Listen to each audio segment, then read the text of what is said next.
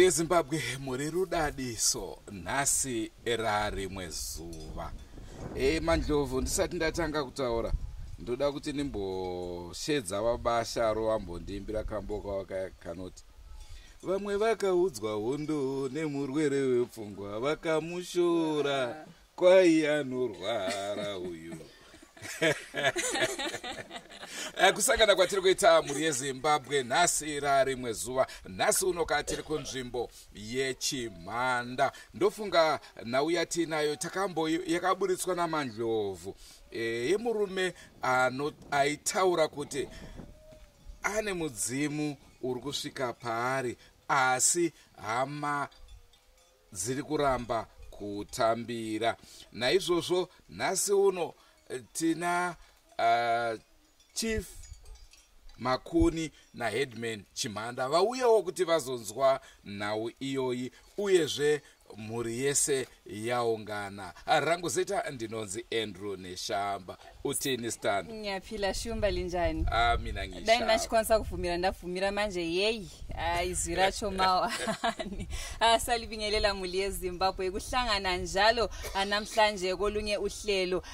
Sake salilethela ke indaba ekababa owayekhuluma yena isithi bayithwane tsoro zavakharatidzwa chichi kukhona kutshengiswayo ulidlozi njalo elifika kuye, kodwa ke abemuli balokumvimbela ukubana idlozi leli elikuye liphume kakahle. Sake salinikeza ke uhlelo lwangikhona inyanga esemuva ezidlulileyo. Namhlanje ke asesiphendukile njalo asendabeni yona leyo njalo sikhona apha ke eChimanda lapho ke okulo Chief ndawonye lo Headman. Lapho ke abathe bebuye bezokuza ukuthi kuhamba njani, bezame ukulungisisa, bezame ukuthi bebambanise imuli yona leyo. Ibizo lami nguThadiwa Nashekhutama uMandlovu wenu ospecial.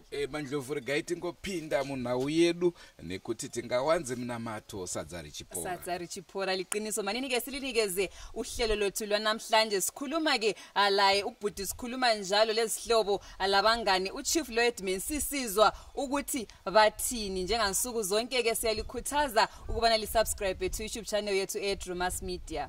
Drumas Media, taking you to another level.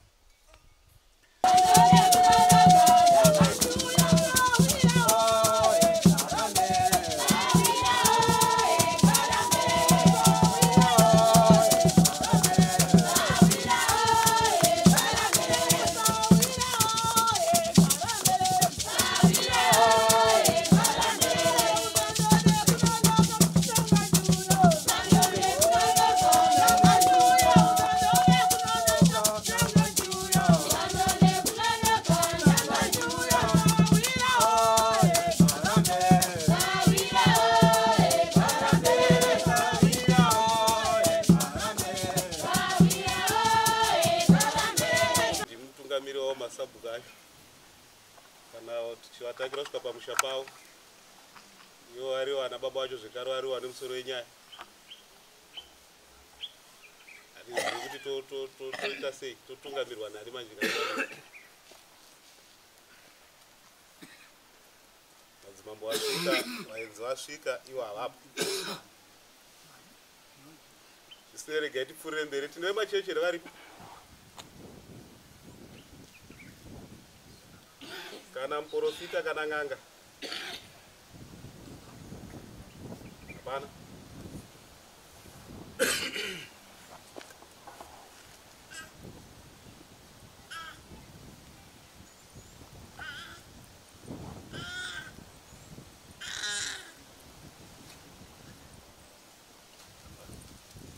Uwe ukama. Vane ukama wemusha unowatauya wacho. Varipe vamwe hapana tikangogara tega. Muri yekwanyamukondi wane kwazanza varipo. Tikuonei kuti muripo ndozviri kupondwa. Tidzai maoko tichikuonai kana kusumuka tiwashoma zvinanyakonda zvedu. Muri vanganiko varipo vachive ukama. Ndimi vatafambirazve. Kana mii musipo zvino hazvifambezve. Vafambisiwe nato. Vamwe nenguva. Avatobva kuHarare, kunotobva kwaMutungu hapana. Dambudziko racho rinopera sei?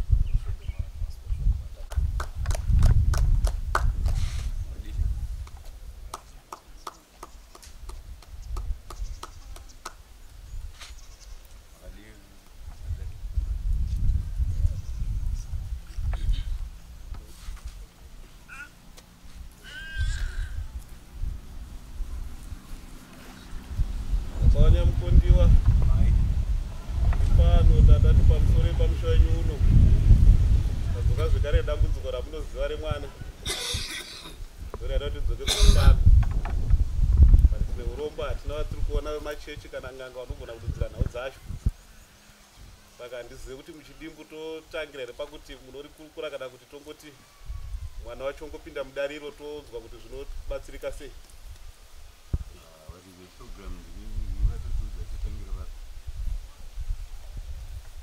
Ndanichona zvakakosha kuti mungotanga kutizivisawo madzidzisiro amuri kuita dambudziko pamwana.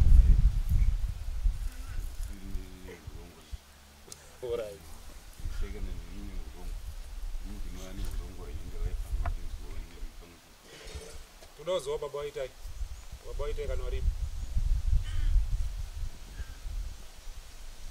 kama waitai baba waitai waripo kana amai unomirawo sababa arumira sababa panaitai tinada kudzore mwana motoriziva zvokuda kutaura kuti musananguro tinoziva kuti baba baba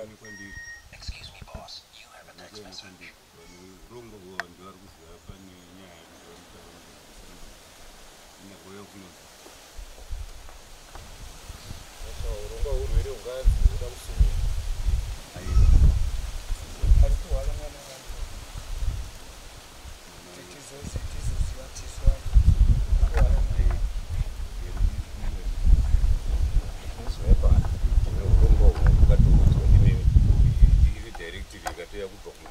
kwamuri kwetu kwandiri kala dei kauya kwatiri mwana arikuhwala mwana wa isusu ndahandira kuramba ndati mwana wangu saka mwana akahwarira kuhwala rere kana kuti akahwarira kwatiri isisi ndiyangati mukurire asi muzodai kurwara yekati hasi nyaya yendofunga isi yakusukutana tikuziziva tese kubvunzai baba wacho tese togona kuziziva dao tanga tanzoi baba wacho tomuzai kuti mwana ari kurwara kwati hasi hongu ndiri kuziziva urwere hwacho ndoada kuti mutsanangurire wanu handina zvandinokwanisa kutsanangura kunze kweye murizi ndiyangatoti tsanangura anotsanangura chiko murwere munhu ari kurwara anotsanangura ndikurwara chii baba wemwana ndowandoziva mwana wangu akurwara zvakati achidai mwana ndiwangazive dambudziko riri pane munhu risingataurwe naye murizi oraiti zvisinei tokunonge tatangira kusiriko amai notibatsirawo nezvikamu zvishoma tikwanise kungopinda munyaya. Ndikamirira saamai mwana wangu uyu ane nguva zvokuti pandakamuzvara hazvisi izvo zvandakazoona achiita. Kune nzvimbo yaakamboenda kuchinhoi saka ndopaakatanga achiuya achiita sekunge munhu ari kuita pamusana. Saka ndakatadza kunzwisisa kuti kochiko chiri kumboitwa nemwana wangu. Saka zvinhu zvinondibata kuti mwana wangu wandakazvara ari mushe akaitawo musha wake. Saka zvakazongotanga nokudaro kubva ipapo kusvika nanhasi mwana wangu haana rugare. Saka handisi kunzwisisa kuti chii chiri kuitika pamwana wangu zvinondibata. Pane nyaya dzavanoti izvi hazvitaurike, but kana tatouya zvinofanira kutaurika, hapana chisingatauriki kana taba. Ende pasi pezuva hapana chinhu chakawanzika, hapana pasi pano chakawanzika. Chinokunda mhepo dziri mumhepo umu. Vakafa nevapenyu, vakafa vanoziva zvakawanda kupfuura vanhu vapenyu. Saka hapana chinogona kuhwanzwa nevapenyu chisingazivikanwa nevanhu vakafa. Saka ndinofunga kuti kana vanhu vasangana saizvozvi zvakakosha kuti semhuri ngatibudei pachena tisingati pano zvisingataurike.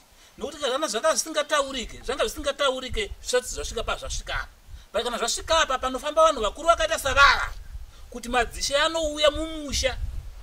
Zvinhu zvinokosha zvinoera izvozvo kuti vafambe, vanofamba vakatakurei, vanofamba vakatakura mhondoro nemidzimu yepasi panapa. Saka naivo vachinge vasvika zvamunofunga kuti mimi hazvitaurike mumusha zvinotaurika. Saka vapo zvanga zvisingataurike vasati vasvika, but nhasi zvinofanira kuti zvitaurike kuti vapo. Kunyange vanhu vakanonoka zvavo vachitya kuti hazvikataurike nokuti ninge haapo, but zviripoka. Asi pokudaro asi zviripo. Kupera kwazvo zvinopera zvinopera nokutaurika. Ndozvandada ndingokurudzira kuti sevanhu kana muri kubvunzwa saizvizvi taurai vanhu ava vanzwe nokuti vatofamba. Utungamiriri hwepasi nohwepanyika hwaapano hwavinga nyaya iyi. kuti isvike kwavari uko haina ungasvika nje. Chine chakonzera kuti isvike. Ende ivo havafambire pasina chiripo. Pane chinenge chiripo. Saka hapana chisingatauri. Pachezvake ndaikumbira kuti ndingapupure matangira akaita dambudziko rake kuti agokwanisa kugadziriswa. Because isi hatina ruzivo, vese mungabvunzana tete havana kana chavanoziva, dzimwe dzimba hadzina zvazotomboziva. Ndana tete wake ofozes. Asi havana chavanoziva nezvedambudziko remwana uyu. Kunze kwekuti apupura iye pachezvake kuti ndikazokatanga so zvikadai ndomazivira atingatozviita. Otherwise itori secret kwaari iye pachezvake. Mabvunzira atatichita moyo zvinhu zvakafanana nekudai. Mukaona mwana achinzi angotanga kupenga. Iye angazonda akatanga kupenga zvaita sei? Ayo, izvo zvazvibvunzwa inini. Sasa tichibvunza kuti ani mazuva amai vacho kadzika. Chii chamakaona zvi zvamuri kuziva? Amai vacho vachitaura kuti akatangira kuchinhoi. Kureva kuti wane nhoroondo, iye ndiye akavaudza dambudziko rake parakatangira, ndiye anoriziva. Kana asina kundiudza ini handigoni kuritaura. Alright. Atafunga kuti pane zvakangokushamisa zvamungatangira kungotaura kuti hapana tingarambe tichitenderera tikoda kutenderedzana. Chokwadi chati kutaura ndechekuti muridzi ngaapupure chokwadi pakatangira dambudziko rake. Obatsirika. Aiwa zvina kuipa.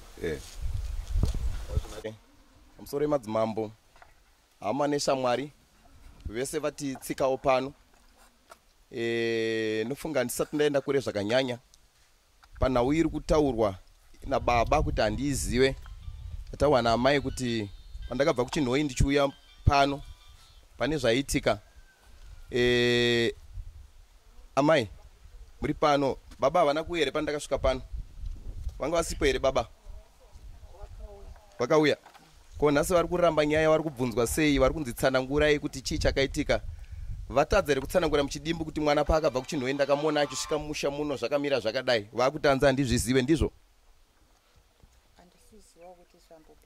Zvisinei chizvisiya zvakadaro. Regai ndenderere mberi ndichitaura. Hama dzangu ndinokutendai pakuuya kwamaita pano. Nhau iri kunditambudza ndeyekuti ndiri pano ndopataigara nasekuru, baba vakazvara baba.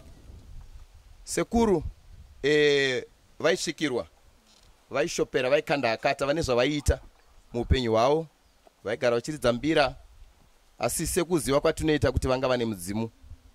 Saka ndiri mwana mudiki, sekuru pavakafa nofunga 1988, handa ndiri mudiki zvokuita kumakore angangoita 4 ndichinzwa kutaurwa kwazvo vachinzi sekuru pavakafa vakasiya vataura ivo kuti zvinhu zvangu, machira angu nezvinhu zvangu ngazvipuwe muzukuru wangu. Saka sekuru vachizofa zvekare vakasiya vataura kuti muzukuru ane zita rangu inini rinova zita rasekuru ndiye achapuwa zvinhu zvangu. Saka sekuru vafa pakaitwa chikaranga chemagadziro kunonzi kutambwa kwemudzimu kuya. Asi chakandishamisa ndechekuti sekuru wafa hazvina kutora nguva kuti magadziro emudzimu abva aitwa. Ndakagariswa pabonde ndiri pano, ana baba vese vanga varipo. Ndakapuhwa zvinhu zvasekuru zvinoti hakata, demo, gwenya ravaishandisa magwenya ekubatisa fodya. Ndo zvinhu zvandakaona zvandakapuhwa. Asi ndikuda kuzotsvaga chokwadi pakuti pazvinhu zvandakapuhwa zvakakwana here. Ndakaona kuti pasina machira aishandiswa nasekuru, pasina tsvimbo yaishandiswa nasekuru. Saka zvaitwa saizvozvo ini neone hudiki handina zvandaiziva. Ndakangoti ako kana uri mwana mudiki ukanzi ugare pabonde ita izvi neizvi hauna chaunokwanisa kuramba.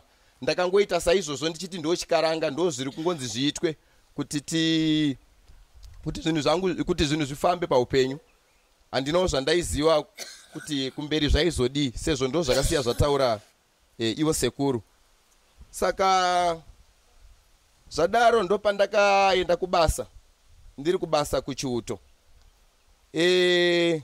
Ndakaita dambudziko 2012 ndiri kuchiuto kuya rekuti sekuru vaiuya kuhope vachinditenda unotora tsvimbo yangu. ende unotora machira angu uite basa randakasiya, upedzise basa randakasiya. Saka inini handina zvandakaziva kuti ko pane zvimwe zvinhu zvakanga zviripo zvakavanzika zvandisina kupuhwa anwa machira netsvimbo yacho. Ndauya mukati meuno musha panga pana ambuya vakazvara baba, bamunini munin'ina wababa naatete. Vanhu vandu vane mwana mukomana ane imbai ari kugara apo, muzukuru kwandiri, mwana waatete. Saka ndauya ndichitaura nhau dzangu nokuti kubasa ranga radambudziko zvokuti imwe nguva ndaitonzi uniform chaiwo usapfeke, tanga wanoita basa randiri kuti ende unopedzisa basa rangu. Saka nguva yandaizvitaura kubasa, dzimwe nguva pane zvimwe zvisingagashirike kana pasina hama yako, havana kunyatso kuzvinzwisisa nokuzvigashira kuti ndaitaurei. Saka ndauya kuno kumba ndo pandakasvika ndichitaurira ambuya, bamunini naatete ndichivati inini ndo dambudziko randiri kusangana naro kubasa. Saka pandakauya ndichitaura izvi, vakabva vandirambira vachitiwo nyaya dzauri kutaura dzetsvimbo nemachira isusu hatizvizive. Saka ndangogarawo ndiri mukushushikana, ndiri mukunetsekana kubasa kuti ndoita sei.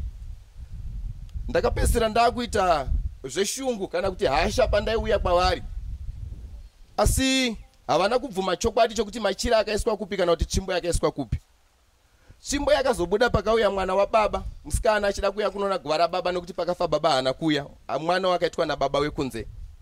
Saka nguva yakaenda madzisavira kuguva rasekuru, kuguva rababa, ndo pakasvika madzisavira akudzurira makuva. Zvinoitwa zvechivanhu chedu kuti kana makuva akasviba vanodzurira kana kutsvairira. Ndo pakati mwana wasawira akabva pakudzurira masora paipai, tsvimbo yakabva yabuda. Tsvimbo yabuda, ndinovimba muzukuru wangu anga aripo, bata nyaradzo. Tsvimbo yakabuda yakapfekerwa musaidhi meguva. Asi zvakashamisa nokuda kwokuti vanhu vandaitaura navo pano vairamba kuti tsvimbo hatiizive. Saka tsvimbo ndokwa yakabudira ndobva yaonekwa iri pasaidhi peguva, haina kukandwa mukati, vakaisiya iri kunze, asi yanga yakavigwa yakafutsirwa neivhu nematombo. Machira ndokuzobvunza kuti ko machira ari kupi. Havana kundipindura zvese izvozvo nokuti panga patova nekusawirirana kwakanga kuripo pana ambuya nabamunini neni, kusvika pakutaurwa mashoko ekunzi uyu haasi mwana wepano, zvichiitirwa kuti zvese zvandiri kutaura vana vari mumusha vasagashire kutaura kwangu nedambudziko randiinaro.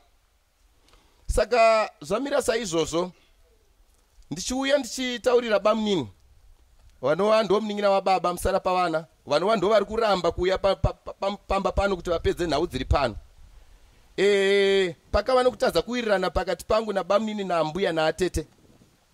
Ndakasvika pakutorerwa mapepa epeace order kunzi ngaachibhanwa kusvika pamba pacho panova pano, asi handina kwandaienda kunoturira dambudziko iri nokuti pano ndo musha wandakakurira. Saka peace order yaitirwa kuti inini zvandiri kutaura ndisabvumidzwe kuya kunosvika muchivanze. Ndakangosvika chete ndotonzi muwanirei mhosva.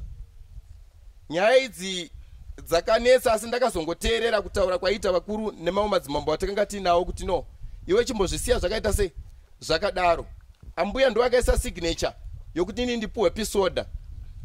Asi ndichidzoka kuna ambuya wedu pano, vasati vanamata vairapa vana nhova.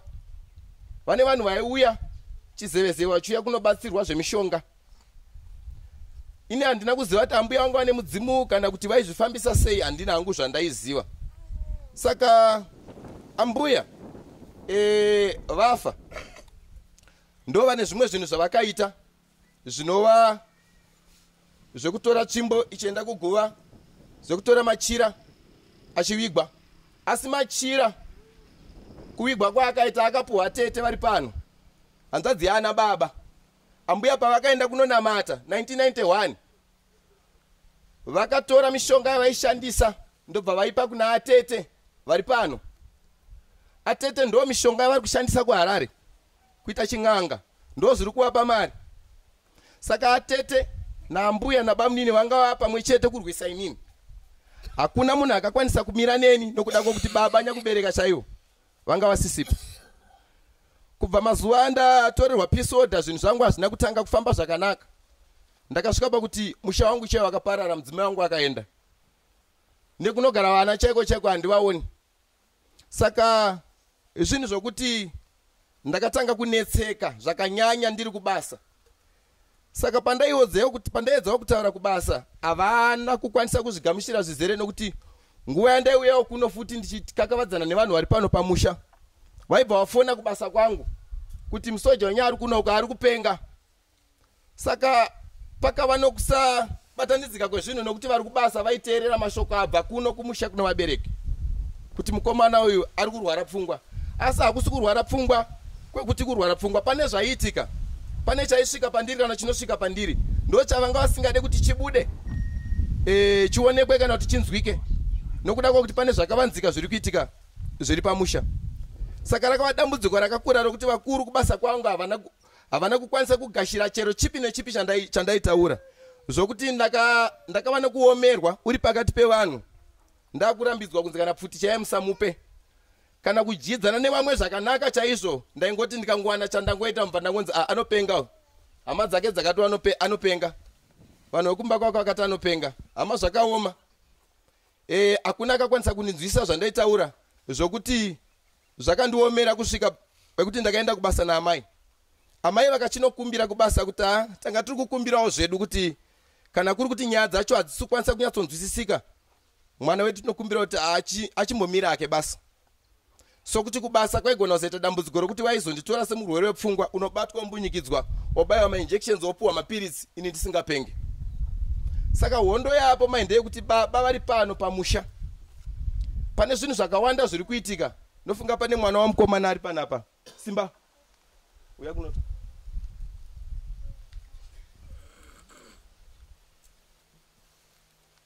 Yep. Uyu mukomana ndo first born ya baba vari pano, vari kuramba kuuya pano. Naudze mukomana ndakambodzitaura ndisida kuedza kunzwisisa kuti ko nai baba chiri kuita kuti imimi mutize pano pamusha chi wonai tine matambudziko akasiyana siyana ari kuitika kwatiri. Vakasvika pakutaura kuti mukomana haasi mwana wavo, inini chaiye ndakanzi handisi mwana wepano. Asi zvinondinetsa nokuda kwokuti matambudziko ese anopinda mukomana uyu, hakuna anomira naye, anoenda muzvipatara, dzimwe nguva anovhiringidzana nevanhu vosungiswa nemapurisa. Ndini munhu 1 ndinomuteera, akaita 2 years ari kuchikuru psychiatric, ariwana nerimwe benzi kurushinga uko vachirwira chikafu mumabhini. Ndakamuteera ndini, asi makatarisa kuti atete vedu vanogara kutafara uko nepane chikuru baba. Baba havana kukwanisa kuuya zvekare baba wopano, nyangwe kuya kunondiona sekuti ndo baba musara pavana. Ana atete havana kana kuya kunondiona. Matambudziko ese atiri kusangana nawo pano havasi kuwanika vachiuya pano pamba, vanorasira nyaya idzi kuna ana baba vari musha wamatigere. Asi ana baba havakwanise kuti nyaya idzi vadzipedze nokuti vari kudzirasira pane muridzi wepano. Mukomana uyu ane zita rabamnini, bamnini vanonzi Simba. Vakafira kumazoa uko, iri nyaya yekuti pavakabva pano vainetsana naambuya maererano nezvinhu zvaiitwa naambuya pamusoro pechiraramo chiri pano pamusha. Mukomana uyu akapuwa zita rabamnini wavo rekuti Simba Rashe ari mwana mudiki. Zita iri aripuwa bamnini vari vapenyu, akatanga kurwara nezita rekuti Simba Rashe. Zvakandinetsa inini kuti ko sei zita remunhu mupenyu rapuwa munhu mupenyu agotanga kurwara naro. Ndakaona kuti pane chakavanzika chakanga chakaitwa pana Simba Rashe mukuru. Saka zita rakanga ratosvibiswa kare, ndosaka rakaramba kubatirira pane mukomana uyu. Arwara mukomana uyu, amai vake vakachinja zita nababa vacho vakazomuti Amid. Asi nhau dziripo ndedzekuti nyangwe iwo bamnini vane zita rekuti Simba Rashe pavakafa vakaonekwa vaora vari kumazoko, vakafira musango. Asi kufa kwavakaita mudzimai wavo aigara nawo akauya kunotaura kuno kuna naambuya nanabamnini. Pakaita 2 weeks pasina aenda kunovaona, asi vasiya munhu asamuka kumazowe. Bamnini vakasvika kupupurika vakaenda kunofira musango mugomo. Vafa bamnini vauya pano chitunha chavo, vakanyengetedza mapostori sokuti ivo vanozviti mapostori eJohani Masowe. vanopfeka magemenzi. Krawa yamuri kuona iyi ndeya baba vemukomana uyu, vanozviti muprofita. Pamakagara pane kabhokisi apo vanozviti muprofita, vaitonamatira vanhu pano, vanhu vachitouya Dungwe, vaitouya pano, zvinozivikanwa raini rese kuti baba vemukomana uyu muprofita. Ndakasvika pakuzvibvunza kuti ko sei baba ava zvavari muprofita, mweya upi wavari kushandisa kubatsira vanhu kana vasina tsitsi dzekununura mwana wavo. Ndakaona kuti pane zvimwe zvinhu zvakavanzika zvekare zviripo. Saka bamunini wavigwa nechipostori. Ana baba pakazoda kugoyiwa nhumbi dzabamunini, vanozita remukomana here kuti simba rashe. Ana baba vakaramba vakati makazviita zvinhu zvimuchipostori zvipedzei nechipostori. Hakuna chakazokwanisa kuenderera mberi. Nanhasi zvinhu zvabamunini waiwai zviri mumba kwaadzimai wavo pamusoro apa. Kubva 2007 kusvika pari nhasi zvitumba zviri mumba hazvina kugowiwa. Bamunini ava zvekare vanova ndo bamunini vane zita remukomana uyu. Vane musikana wavakamitisa pano pamusha. Aigara pano neshamwari yake anova muzukuru wedu aigara kuna runwa uko. Saka aigara pano achienda kuchikoro sokuti kubva kuna runwa kure everyday vachiuya pachimhanda apo. Saka akatorawo shamwari yake yanga akugara nayo pano. Achigara neshamwari yake pano, bamunini vaya ndokumitisa shamwari yemuzukuru yayo. Saka vamitisa shamwari yemuzukuru pakuda kuwirirana kuti abvise nhumbu. Musikana uya aigara pano, musikana akabva afa kudaro ndiane zvitumba izvi. Zvitumba zvaane makore kana tisingakanganise kuma 89 from 89. Saka ndo pandaibvunza inini ndichiti zvekare kuna mbuya nabamunini naatete, ndikati hona iwe sutakura, ko sei muri kuchengeta zvinhu izvi? Hatikwanisi here kubatsirana kuti tikwanise kubvisa mutoro uyu, nokuti zvinhu zvinozotambudza isusu vana nemamwe matambudziko atiri kusangana nawo. Hatisi kuziva kuti chii chaakukonzeresa. Zvanga zvakadii kuti pakwanise kuti tiendese mudziyo uyu. Ambuya vanova ndo vane imba iyi vakanditaurira mashoko okuti iwe waita mwana mudiki ukada kuzvipindira pamberi unofa. Zvakandinetsa kuti kuonei ambuya vari kutaura vachidaro, ingozi ipi inonzi hairipwe. Saka apa pakanga pabviswa mombe 6 panzi kwasara mombe 4. Saka mombe 4 ndo dzandakavati aiwa inino handingatadze kutenga mombe 4. Ndakatora loan kubhengi semunhu waenda kubasa muhurumende. Ndakauya nemari yaya ndakavataurira kuti mombe 4 dzacho dziri kudiwa, ngatiitai kuti dzitengwe. Kana dzatengwa nezvimwe zviri kudiwa zvacho tobatsirana. Moronda kune mufi uyu zvinhu zvizoendeswa. Bamunini vakatanga kurwisana neni vachinditaurira kuti iwe hausi mwana wasimba. Vanova bamunini vane imba irapai neikicheni irapai, vanova ndo musara pavana. Asi kubva baba wedu vafe hapana patakabhounganidzwa pano vachiti vanangu uyai tione kuti matambudziko ari kutinetsa matambudziko rudzii. Havana kumbobva vaita saizvozvo. Ndakaona kuti patova neruvengo rwakasimba rokuti vari kutorwisana neni. Asi zvakaoma nokuda kwokuti izvi kuti vanhu vazoungana kudai kuda kuedza kubatsirwawo kuti ko toita sei, nokuti nhau dzane makore but zvatikanganisira chiraramo pazvinhu zvakawanda. Saka ndichidzoka zvekare kunhau yemudzimu, padambudziko randakanga ndiinaro inini. Ndabva kubasa ndichiuya kuno, takatsvagawo ana amai nevamwe ana baba vatinawo muno mumusha, vakandibatsira vakafambawo neni vachitsvaga kuti idambudziko rei riri pamwana. Vakaudzwa kunzi sekuru vake kana vanga vane mudzimu, endai munotenga zvinhu zvacho zvakaraswa mupe mwana. Zvinhu izvi zvatengwa asi zvakaraswa zvacho handina kuzvirasa kure, ndakazvirasa pagomba rainge riri apapo. Ndichinzirasa zvinhu izvi taakuenda kunonamata kuJohani Masowe mangwana, zvinhu zvinozokunetsa. Ini neudiki handina chandaiziva, ndakangotorawo zvinhu zvandandapuwa zviye ndokuenda kunorasa. Saka razova dambudziko, ana baba vafambawo neni naiwo ana amai vafambawo neni. Ndakazoenda kwa Mambo Makuni, vanhu vamambo vari pano. Tasvikawo kwa Mambo Makuni vakatisesekedzawo kuenda kuno vanonzi Akanozvara. Takasvikawo kwa Akanozvara vakatibatsira nekutaurawo kwavakaita nezvinhu zvavakaitawo tiri kumatare. Vakati mimi ana baba chiendai munotenga zvinhu zvakaraswa zvasekuru muomberere mudzorere mukomana uyu. Zveshuwa ndo zvakaitika. Zvinhu zvese zvazotengwa ndini ndakanotenga nemari yangu. Ndaona kuti hakuna akakwanisa kubvisa mari yake muhomwe kuti anditengere machira nezvinhu izvozvo. Zvinhu izvozvo zvatengwa ndakauya nazvo ndokugara nazvo ndokutanga kuzvishandisa sekuudzwa kwandaitwa nevaridzi vazvo. Ndo pandakazodzoka ndichiuya mukati meuno musha ndakadaidza baba vakagara apa nevamwe vavo vakauya vari vaviri naSahwira vakagara padombo rirapo iro. Indakagara ndakazendamira muti uyu. Ndakavati ana baba, zvinhu zvese zvamakaomberera, asi chakandinetsa futi pakuombererwa kwezvinhu zvacho hakuna akabvuma kuti zvinoombererwa musha make. Ndakaenda kumba kwa amai vakakumbira murume wavo kuti ndokumbira mubatsire mwana wangu ari kutambudzika. Asi hapana pandaifanira kunge ndichibva muno ndichienda kumba kwa amai uko ana baba varimo musha muno muvaripo. Kureva kuti ndaifanira kuenda musha mavo zvinhu zvongoitwa zuva rimwe chete. Asi havana kuzvibvuma kuti ndiende kunobatsirwa ndiri mukati medzimba dzavo. Vakaramba. Amai vakati ayo mwanangu hakutambudzikana zvichibvira, uya ngazvive zviitirwe kumba kwangu uwane kubatsirika.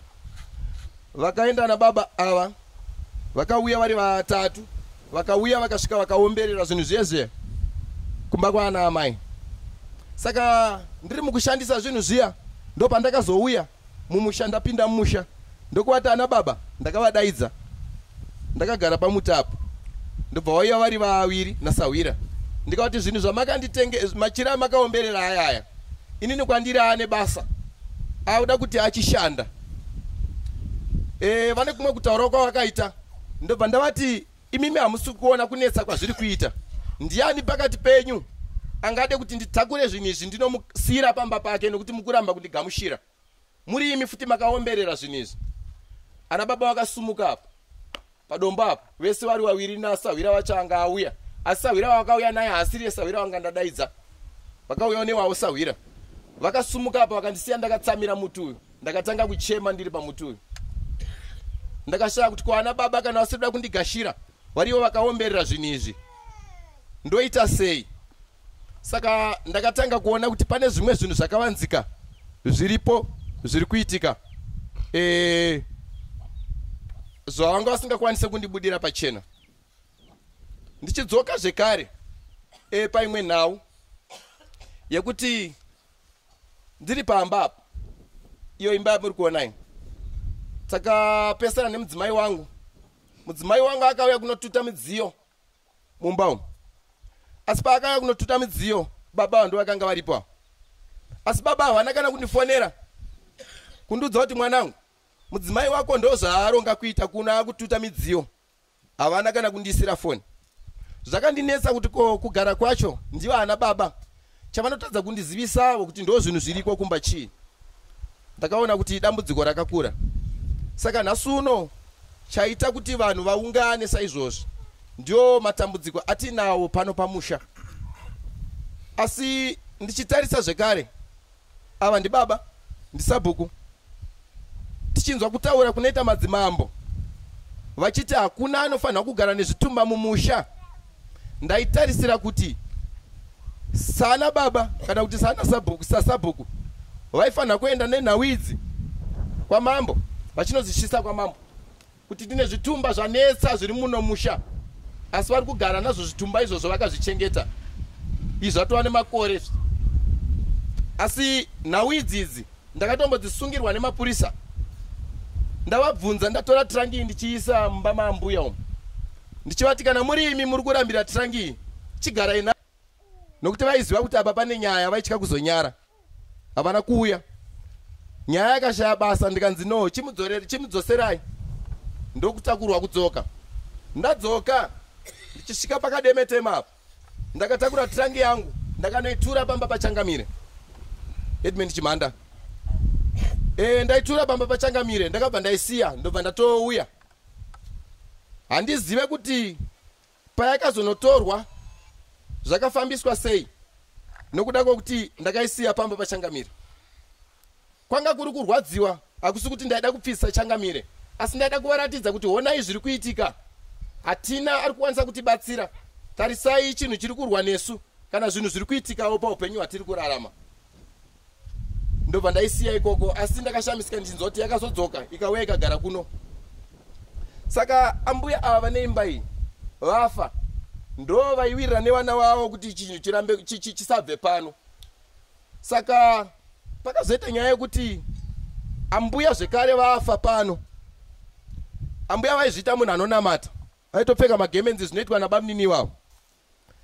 Asi bamnini vari pano vakaviga amai vavo vari 1.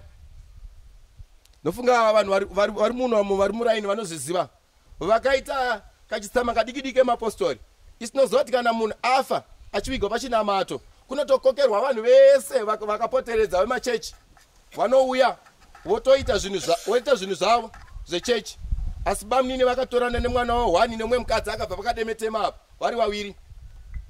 Vakaenda vakaita zvavakaita, vakaenda naamai vavo kunovaviga. Pakauya hama dzasekuru pano, hama dzaambuya madzisekuru vauya, havana kuudzwa chokwadi chezvaitwa naamai vavo. Vakangoita zvokungovharwa. Saka zvadaro vakazoda kuita kawerewere. Mazuva adarika anofunga svondo radarika iri, vada kuya kunogohwa nhumbi dzaambuya. Saka chinhu chaindinetsa pano ndechekuti vanotaura kuti hanzi musha wedu ndeyo mapostori, hauridzwe ngoma. Ko kumapostori handiti ndokunoitwa zvinhu zvakajeka? Kana vanhu muchinamata kamunoita zvinhu zvakajeka zvinoratidza umwari, asi zvinhu zvese zvavari kuita izvi hazvina umwari mukati. Kurati pane chakavanzika chiripo pano pamusha. Zvino iri idambudziko radzudza zvokuti ndafamba vanhu vaMwari, ndadzevaira ndapedza nyika. Asi chinhu chiripo ndechekuti vane vavariro yekuti munhu ngaachifa nokuti akutasa kuyambuka kana kuita zvinhu zvatinoda. Asi ininiwo ndiri munhu anoda kurarama, ndine mhuri inotoda kuchengetwa. Saka basa rangu vakaputsa, musha wangu vakaparadza. Nhasi uno uyu zvinhu zvese hapana chiri kufamba zvakanaka. Hakuna munhu achakwanisa kumira neni kwandinoti ndokuhama dzababa. Nofunga maona even masvikira maita. Taitarisira kuti kana pana baba ane rudo neni zvemazviro kwazvo achawanikwa ari pano akamirira madzimambo. Asi masvika pano parutobvunzana kuti ko baba wacho vari kupi. Zvakuita kunge zvokutomanikidzira kuti naimi baba womwana wari kupi. Hazvina mhosva. Kana baba wepano vakandiramba vachiti hasi mwana wepano, ave kunze havangazobvuma pamwe vari kuteerera zviri kutaurwa nababa wepano. Asi nhau iri kuitika kuti baba wepano kuti vataure kuti hasi mwana wepano, vaida kuedza kundirumura kubva kune vamwe vana kuti ndisawirira nevamwe vana. Nhau dzese idzidzi vachitira takabatana sevana chiri pano chinobuda. Saka nhasi uno ndinongokutendai vanhu vaMwari mese muri pano, vauyawo pano, vatapi venhau, madzimambo, mese ndinokutendai nerudo rwamaratidza kuzouyawo pano kuti nhau idzi dzitsanangurike. Asi ndiri ipapo inhau yekuti basa randinaro ibasa rakakura. Ndine chandinacho chandakatakura chatovhana kuzadzisa kunyika ino. Asi vanhu vari kuona nzira yandiri kufamba, kune vari kundironda. Vamwe vacho vari kundironda vari pano zvekuda kutondiuraya. Handingavataure nemazita asi vari pano, ndinovaona. Asi nhau iripo ndeyekuti basa randinaro ibasa rinoda kuitwa ripedziswe.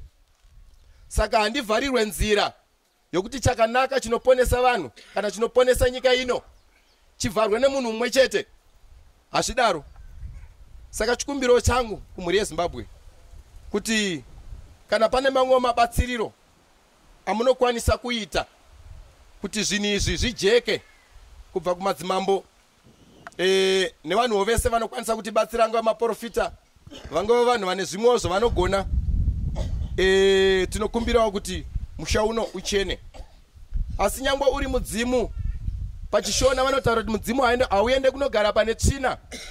Kureva kuti musha uno une tsvina. Handitenderere musha uno une urombwa. Ndo uri kushandiswa nevanhu.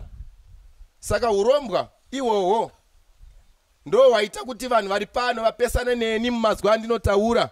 Vari kutya kuti zvinhu zvese izvizvi zvinozobuda. Saka ndinongokutendai.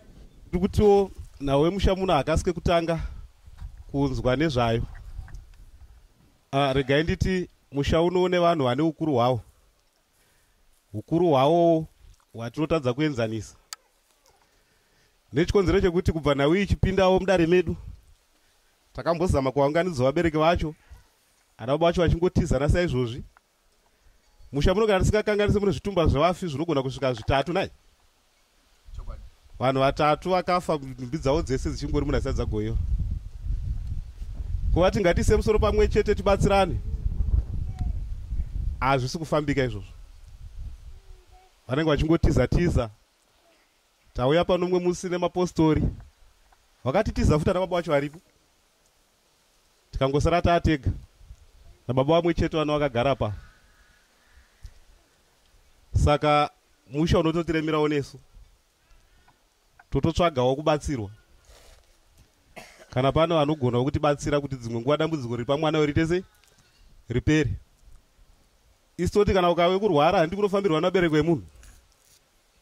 Zvino kana muchingoti kurwara musingadi kuzvifambira, musingadi kuzwa nhau dzacho, neimwe nzira kunenge kunonongedza kuri kubva zviri kumutambudza. Saka tiri kuti heyo nyaya iri pano Wamakuni Shawa, tibatsireiwo. Vane Shamba ndo nyaya iri pano, tibatsireiwo. Kana kuchiwanikwa vanokwanisa kungoti zvinhu zvacho zvitambanuke, isu vatiremera vanhu veMushamuno. Andofunga muri yeZimbabwe manzwa mamiriro akaita nhau.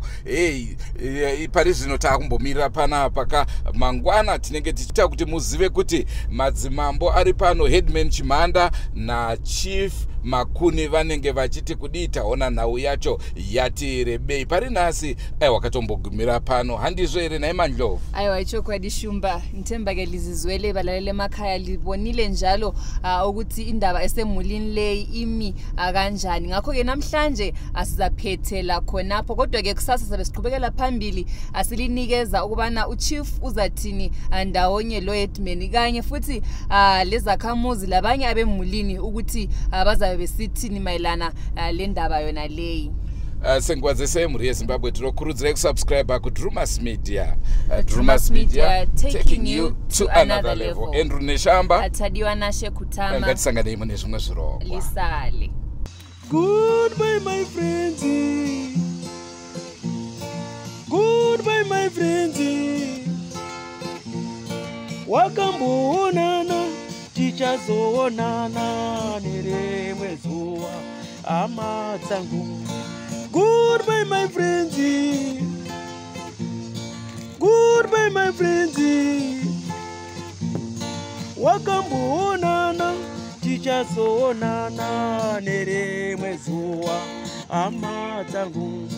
Ini ndokwenda kubasa kwangu. Iwe Makiwe Mkaranga.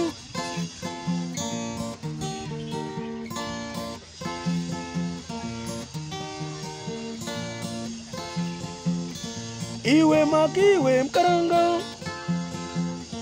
Iwe Makiwe Mkaranga.